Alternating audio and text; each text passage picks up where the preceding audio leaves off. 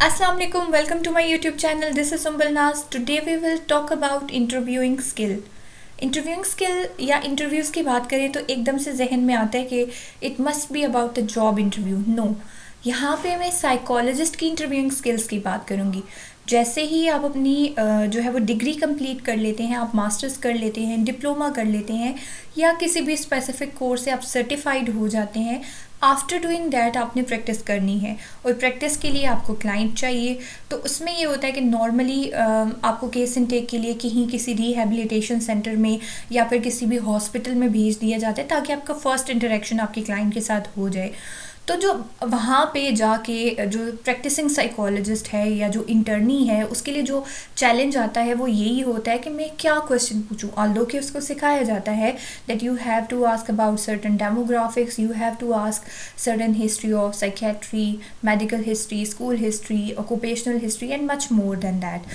तो उसको सब कुछ सिखा भी दिया जाता है बट स्टिल ही और शी इज़ कन्फ्यूज कि अब मुझे अपने क्लाइंट के साथ क्या बात करनी चाहिए. या एक दो क्वेश्चन कर लेते हैं, प्रेजेंटिंग कंप्लेंट्स का पूछ लेते हैं, लेकिन फिर स्टक हो जाते हैं कि अब मुझे नेक्स्ट क्या पूछना चाहिए. तो हम इस पे सीरीज़ ऑफ सेशन स्टार्ट करने जा रहे हैं. If you really want to improve your interviewing skill या आप जो है वो अभी फर्स्ट वन है कि आपने अपनी जो है वो प्रैक्टिस स्टार्ट करनी है एज ए साइकोलॉजिस्ट, तो ये सेशन आपको बहुत हेल्प करेंगे, आपकी बहुत ज़्यादा हेल्प करेंगे और आपको इतना ज़्यादा फैसिलिटेट करेंगे कि आपको किसी और गाइडेंस की में पॉसिबल की ज़रूरत ना पड़े. इंटरव्यूइंग स्किल जब भी हम फर्स्ट टाइम पे कर रहे हैं या हम कहते हैं कि इंटरव्यू में जब पहली दफ़ा कर रही हूँ तो वो बड़ा चैलेंजिंग सा काम होता है, क्योंकि अक्सर ये होता है कि हम दूसरे बंदे के इमोशंस को एवेलुएट कर रहे हैं, उसकी पर्सनल लाइफ के बारे में उसको हम जो है वो क्या कह सकते हैं यहाँ पे कि हम उसको असेस करना चाह रहे हैं उसकी पर्सनल लाइफ को.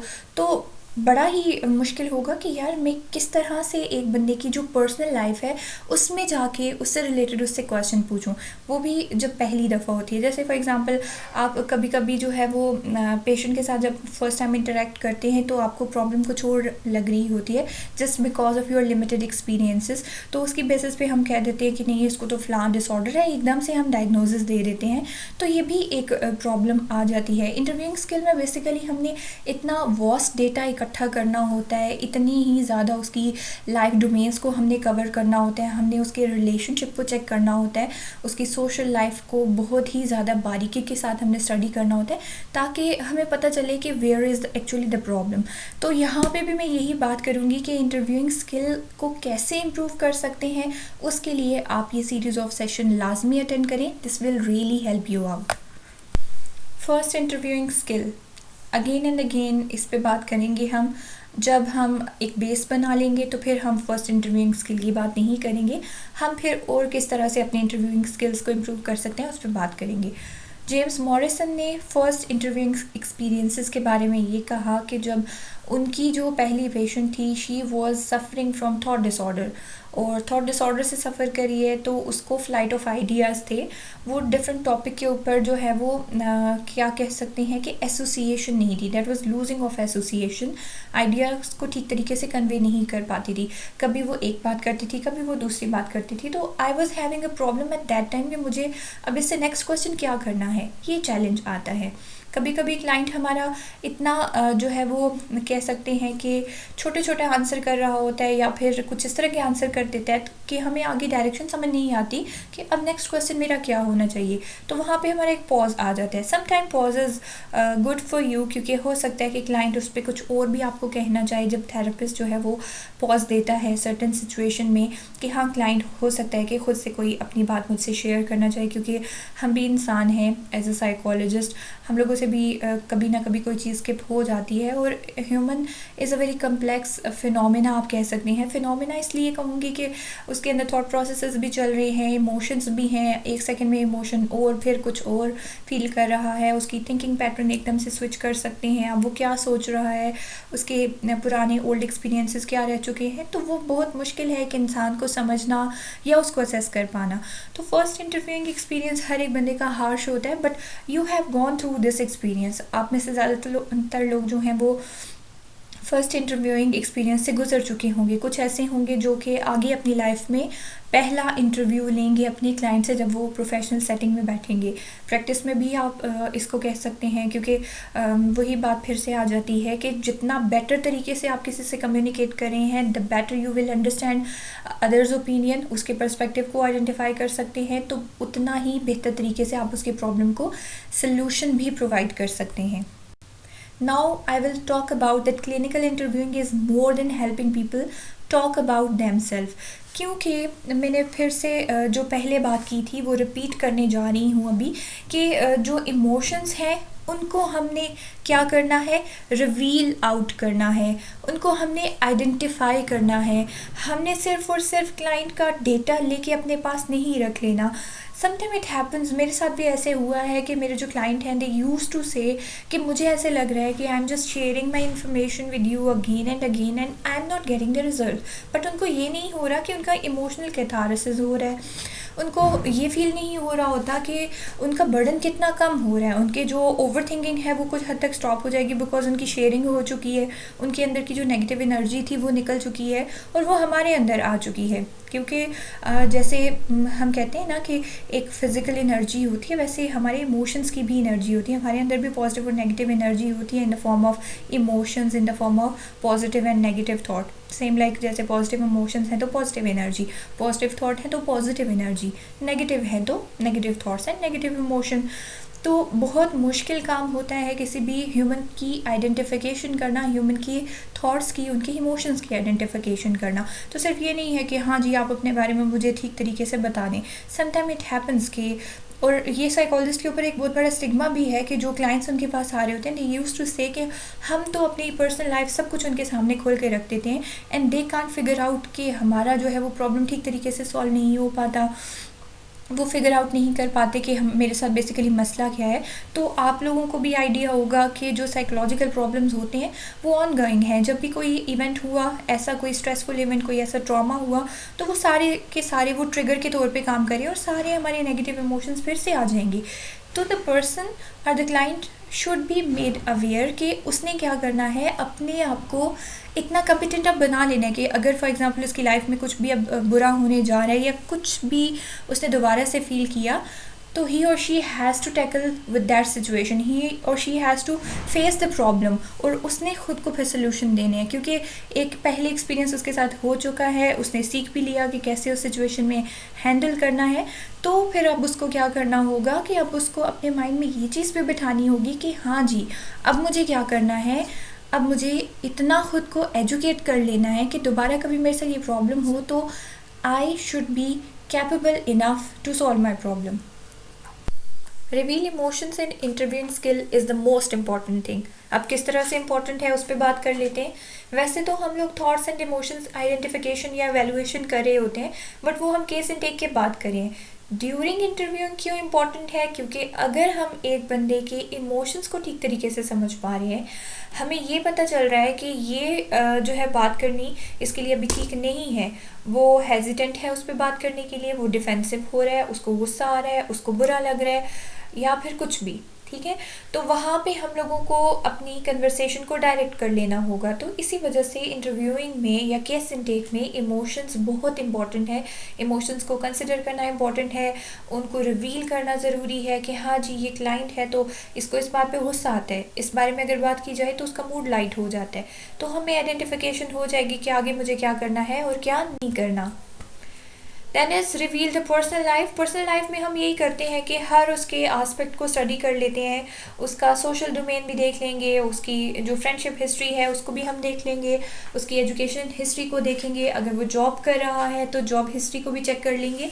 तो बेसिकली हम इंटरव्यूइंग में कर क्या रहे होते हैं कि उसकी जो पर्सनल लाइफ है उसको हर तरह से चेक कर रहे हैं, उसके हर एस्पेक्ट्स को देख रहे हैं, हर डोमेन को चेक करें और उसको बिल्कुल हम अपने सामने खोल के रख लेते हैं ताकि हमें ये पता चल रहे कि उसका जो एरिया ऑफ लाइफ है वो कौन सा अफेक्ट हो रहा है। उसकी पर्सनल लाइफ की आइडेंटिफिकेशन इंटरव्यूइंग में करना बहुत इंपॉर्टेंट होता है। इसी वजह से हम लोग जब केस इनटेक करते हैं तो हम सिर्फ ये नहीं पूछते आपका क्या मसला है, आप यहाँ क्यों आए, या फिर हम ये नहीं कहते कि आपको यहाँ किसने भेजा, अच्छा आपके साथ ये प्रॉब्लम है तो हम इसका ये सोल्यूशन देंगे। हम उसको ये भी पूछते हैं कि आपके घर वालों के साथ रिलेशनशिप कैसे हैं, आपके दोस्त कितने हैं, what was your school history, आप ड्रॉप आउट के केसेस आपके तो नहीं रह चुके स्कूल से, ठीक है, या जॉब कर चुके हैं तो जॉब का जो है वो पूरे का पूरा डेटा हम ले लेंगे कि पहले जॉब छोड़ी तो क्यों छोड़ी, दूसरी छोड़ी तो क्यों छोड़ी, अगर जॉब कर रहे थे तो कलीग्स के क्या साथ आपके क्या रिलेशनशिप थे। तो हर एस्पेक्ट को चेक करना बहुत ही मुश्किल होता है, लेकिन हमने करना है ताकि हम देखें कि कौन सा एरिया ऑफ लाइफ उसका अफेक्ट हो रहा है। इंटरव्यूइंग स्किल में what to ask and how to direct their conversation बहुत ही इंपॉर्टेंट है एक साइकोलॉजिस्ट के लिए, क्योंकि कभी कभी तो ये होता है कि हमें पता नहीं होता कि हमने क्या पूछना है, कभी कभी हमें पता है कि हमने पूछना क्या है, बट हमारी जो वर्ड सिलेक्शन होती है वो अप्रोप्रिएट नहीं होती, हमें नहीं पता कि हमने कन्वर्सेशन को कैसे डायरेक्ट करना है, और अगर कहीं पे हमारा क्लाइंट फ्रस्ट्रेट हो रहा है तो कैसे हमने उस कन्वर्सेशन को जो है वो आगे कंटिन्यू रखना है।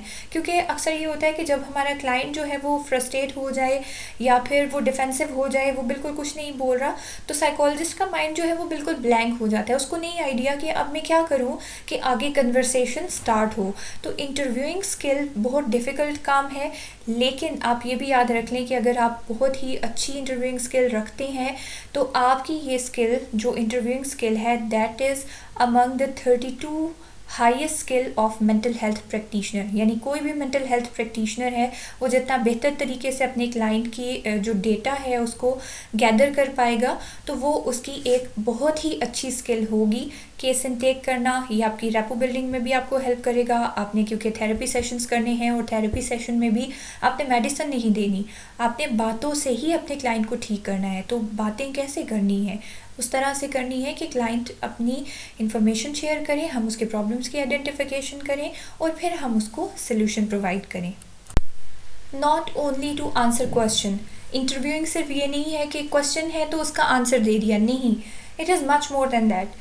क्योंकि अगर सिर्फ क्वेश्चन के आंसर्स लेने होते तो why don't we use certain scales, जो कि हमारे पास डिप्रेशन के स्केल मौजूद हैं, हम जो है वो डिफरेंट तरह की इन्वेंट्रीज़ को यूज़ कर रहे होते हैं, कुछ येस नो की फॉर्म में आते हैं, कुछ लेकर टाइप होते हैं, स्ट्रांगली डिसएग्री से लेकर स्ट्रांगली एग्री तक। तो हम उस तरह से क्यों नहीं हम उनकी जो है वो लिख लेते कि हाँ जी आपके कितने दोस्त थे, आपने दोस्तों के साथ आपके रिलेशनशिप अच्छे थे बुरे थे, येस नो की फॉर्म में हम उनसे आंसर करवा ले। नहीं, हम लोग उस तरह की इन्फॉर्मेशन लेते हैं जो कि क्लाइंट के लिए ज़रूरी है, क्लाइंट की प्रॉब्लम की सलूशन के लिए या उसकी आइडेंटिफिकेशन के लिए ज़रूरी है, हम सिर्फ वही इन्फॉर्मेशन लेते हैं। या ये कंप्यूटर का भी काम नहीं है कि कंप्यूटर में हम कोई डेटा एंटर कर दें और वो जाके हमें एक सम अप स्कोर दे दें, नहीं, we have to identify the individual differences, we have to identify कि हर बंदा दूसरे से मुख्तलिफ सोचता है। हम DSM-5 तो पढ़ लेते हैं, हम उसमें ये कहते हैं कि एक डिसऑर्डर है उसके ये सिम्टम होंगे, लेकिन हमारे पास जो पेशेंट आता है that comes with a complex problem, वो सिम्टम्स के साथ आता है, वो किसी स्पेसिफिक डिसऑर्डर के साथ नहीं आता। हाँ, ये नहीं होगा कि हाँ वो आके कहेगा कि मुझे डिप्रेशन है, मुझे ये सिम्टम है, तो आप इजीली उसको डिप्रेशन डायग्नोज कर लें। डिप्रेशन के साथ उसको एंजाइटी भी हो सकती है, उसको साथ OCD भी हो सकती है, साथ उसको पर्सनैलिटी इश्यूज़ भी हो सकते हैं। तो हमारे पास जो पेशेंट आते हैं वो कम्प्लेक्स प्रॉब्लम्स के साथ आते हैं, किसी स्पेसिफिक एक डिसऑर्डर के साथ नहीं आता। तो हमने सिर्फ आंसर नहीं लेने अपने क्लाइंट से, सिर्फ ये नहीं है कि हमने क्वेश्चन अपने क्लाइंट के सामने रखे और वो हमें येस नो की फॉर्म में आंसर कर दे, या फिर हमने बस सिर्फ और सिर्फ अपनी जो केस इनटेक शीट है उसको हमने फिलअप करना है। नहीं, केस इनटेक करना, इंटरव्यू करना क्लाइंट का इसलिए ज़रूरी है कि हम बेहतर तरीके से अपने क्लाइंट को उसके प्रॉब्लम का सलूशन प्रोवाइड कर सकें। हम अपने ट्रीटमेंट प्लान में लिखते हैं ना कि हम इतने सेशंस के बाद उसको इतना कैपेबल बना देंगे दैट ही और she will be able to live a healthy life. तो क्यों लिखते हैं हम? वो इसी वजह से कि हम उसके हर प्रॉब्लम को सॉल्व करें। एक अच्छा साइकोलॉजिस्ट एक अच्छा इंटरव्यूअर होता है। तो एक अच्छा इंटरव्यूअर है तो ही और she has the ability to deal with different personality या variety of personality and variety of problems. तो सिर्फ एक अच्छा साइकोलॉजिस्ट जो है ना वो यही कर सकता है, वो बेटर तरीके से अंडरस्टैंड कर पाता है कि जो है वो मुझे किसी भी प्रॉब्लमेटिक बिहेवियर को किस तरह से हैंडल करना है। जैसे यहाँ पे है to give free rein to informative patient, ठीक है, कि एक पेशेंट मौजूद है हमारे पास, वो हमें इंफॉर्मेशन अपनी देना चाहता है, लेकिन मुझे उसके अनडिज़ायरेबल बिहेवियर को कैसे कंट्रोल करना है, I should have the ability to do this. To guide the rambling one, this is the most important task of a psychologist. उसको ये पता हो कि हाँ जी, अब मुझे मेरे क्लाइंट को that is just rambling around, और वो जो है वो किसी एक पॉइंट पे नहीं है, but he is confuse enough कि उसको कोई भी जो है वो आगे रास्ता समझ नहीं आ रहा। तो साइकोलॉजिस्ट का ये काम है कि वो जो रैम्बलिंग कर रहा है उसको गाइड करे। To encourage the silent one, कुछ लोग ऐसे होते हैं कि वो हमसे बात अपनी नहीं शेयर करना चाहते, they don't want to disclose anything about them. तो फिर क्या होगा, हमने उनको इनकरेज करना है, क्योंकि उनके अंदर से नेगेटिव एनर्जी को तो निकालना है ना। अगर एक इंट्रोवर्ट टाइप पर्सनैलिटी का बंदा हमारे पास आ रहा है तो we have to interview him और हर, और हमने उसको बोलने पे मजबूर करना है। You have to speak it out, जो आपकी प्रॉब्लम्स हैं आप उसको बोलो। ये एक साइकोलॉजिस्ट का, एक अच्छे साइकोलॉजिस्ट का, एक अच्छे मेंटल हेल्थ प्रैक्टिशनर का काम है। To mollify the hostile one. अब मोलिफिकेशन क्यों ज़रूरी है, क्योंकि अगर कोई बंदा जो है वो परेशान हाल है तो उसको सूद करना भी तो इम्पॉर्टेंट है ना। अगर उसकी कोई हर्ट फीलिंग्स हैं, ठीक है, उसका किसी बात पे दिल दुख चुका है, तो we have to like soothe his और हर फीलिंग। हमने उसको एम्पैथेटिक रहते हुए, keep this thing in your mind, empathetic रहते हुए हमने उसकी फीलिंग्स को क्या करना है, नॉर्मलाइज करने की कोशिश करनी है। These are the basic task of a psychologist. As we have discuss कि वेराइटी ऑफ पर्सनैलिटीज़ हैं, वेराइटी ऑफ प्रॉब्लम है।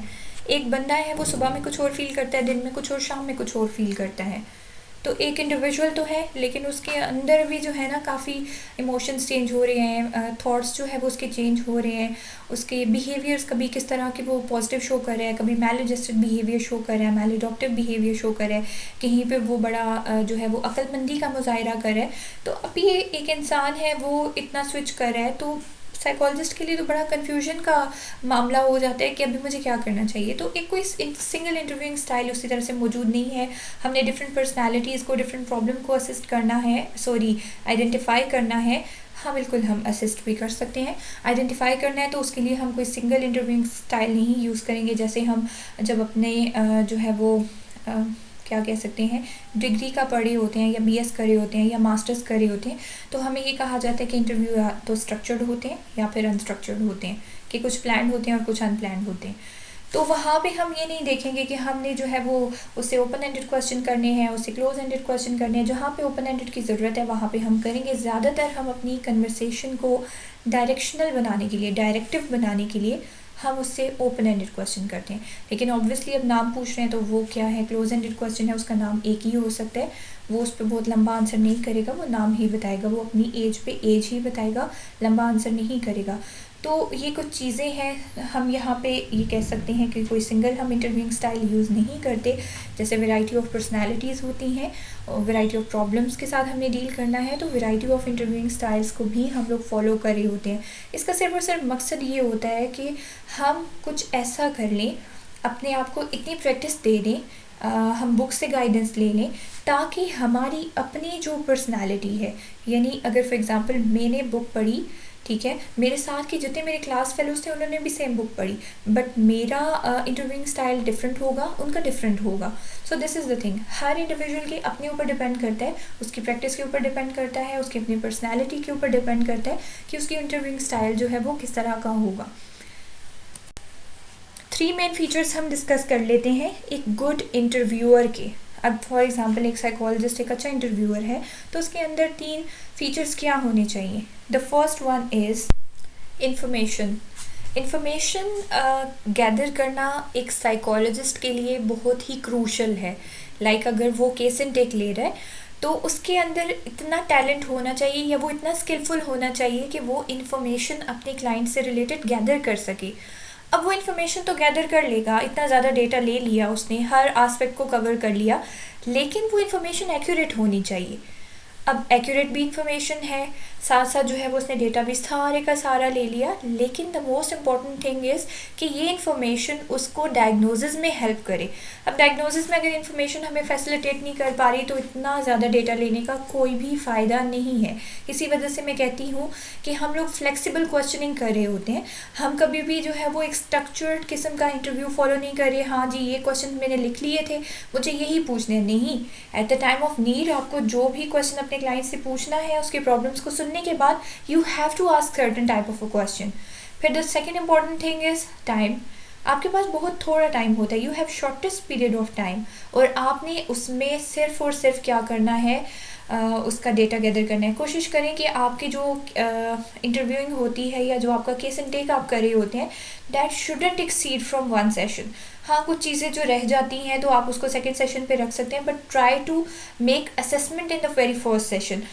क्योंकि होता इस तरह से है कि हमारे जो क्लाइंट होता है ना, वो मेडिकेशन का आदी होता है, चाहे वो मेडिकल इश्यूज़ के साथ, जैसे फॉर एग्जांपल उसको टैबलेट चाहिए होती है जब भी वो बीमार होगा, और वो कहेगा कि मैं पैनाडोल खाने के फ़ौरन बाद ठीक हो जाऊँ।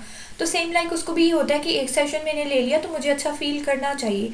तो शॉर्टेस्ट पीरियड ऑफ टाइम है, कभी भी क्लाइंट आपका वेट नहीं करता महीनों तक कि हाँ मैंने 4-5 सेशन ले लिए, फिर मैं देखूंगा कि क्या सिग्निफिकेंट चेंजेस आए हैं मेरे अंदर या नहीं। बेशक आप उसको जितना मर्जी साइको एजुकेट कर लें, इंस्पाइट के बहुत ही एक वेल एजुकेटेड पर्सन है, वो इस चीज़ को बेटर तरीके से अंडरस्टैंड कर पाएगा। लेकिन you have to deal variety of patient, you have to deal with number of clients, ठीक है, वो भी डिफरेंट प्रॉब्लम्स के साथ आ रहे होंगे। तो you have shortest period of time जिसमें आपने इन्फॉर्मेशन भी लेनी है, उसको ट्रीटमेंट भी देना है, उसको थेरेपीज प्रोवाइड करनी है, और उसको दोबारा से एक नॉर्मल और हेल्दी लाइफ की तरफ लेके आना है। And third main feature of a good interviewer is rapport building. He और शी हैज़ द कैपेबिलिटी कि उसकी हर तरह के बंदे के साथ रैपो बिल्डिंग हो सके, उसकी अंडरस्टैंडिंग हर तरह के बंदे के साथ हो सके, वो इतना कोऑपरेटिव, इतना ही जो है वो कंफर्टेबल एनवायरनमेंट अपने क्लाइंट को प्रोवाइड करे कि वो उसके साथ इन्फॉर्मेशन शेयर कर सके। अगर ये 3 फीचर्स आपके अंदर मौजूद हैं, you are the best interviewer. आप अपने आप को वैल्यूएट करें। If you don't have the skills, आप इनको पॉलिश करने की कोशिश करें कि कैसे मैं इन्फॉर्मेशन को एक्यूरेट ले सकता हूँ। कभी कभी हम लोग क्या कर रहे होते हैं, जैसे मैं करती थी, आई यूज टू डू दिस, कि मैं अपने क्लाइंट से ना कुछ क्वेश्चन जिस पे मुझे डाउट होता कि उसने मुझसे झूठ बोला है या फिर उसने थोड़ा बहुत बात को मैनिपुलेट किया है, तो मैं 2 सेशन के गैप से या फिर 1 सेशन के गैप से उससे वो क्वेश्चन दोबारा रिपीट करती थी। तो याद रखें, हम लोग सच कभी नहीं भूलते, लेकिन झूठ बोला हुआ या तो हम उसको थोड़ा बहुत चेंज कर देते हैं या फिर जो है वो हम उसको कुछ और बता देते हैं। तो अगर आपको लग रहा है कि आपका क्लाइंट यहाँ पे इस पॉइंट पे आके आपको इन्फॉर्मेशन एक्यूरेट नहीं दे रहा, तो उसको बार बार से आप क्या करें, असेस करते जाएं, उसको एवेलुएट करें, उसका एनालिसिस करें कि हाँ क्या इन्फॉर्मेशन ठीक है या नहीं। अगर 3 ये स्किल्स आपके अंदर हैं, you are a good psychologist. ठीक है, आप इतने अच्छे साइकोलॉजिस्ट हैं कि आप उसको इंटरव्यू कर सकते हैं, आप इतने अच्छे साइकोलॉजिस्ट हैं कि उसकी प्रॉब्लम को बेहतर तरीके से असेस कर सकते हैं। नेक्स्ट सेशन में हम इंशाल्लाह डिस्कस करेंगे why we need a comprehensive information, क्यों हमें इतनी कम्प्रिहेंसिव इन्फॉर्मेशन चाहिए होती है। ऑल्दो कि हमने इस पे थोड़ा बहुत डिस्कस किया है, लेकिन इन द वेरी नेक्स्ट सेशन इंशाल्लाह आपको जो है वो इस पे बहुत ज़्यादा इन्फॉर्मेशन मिलेगी। अगर आप अपनी इंटरव्यूइंग स्किल को वाकई में इम्प्रूव करना चाहते हैं तो आपने ये सीरीज़ ऑफ सेशन लाजमी अटेंड करने हैं। Thank you so much for watching and listening. अल्लाह हाफिज़, अपना ख्याल रखिएगा, दुआ में याद रखिएगा।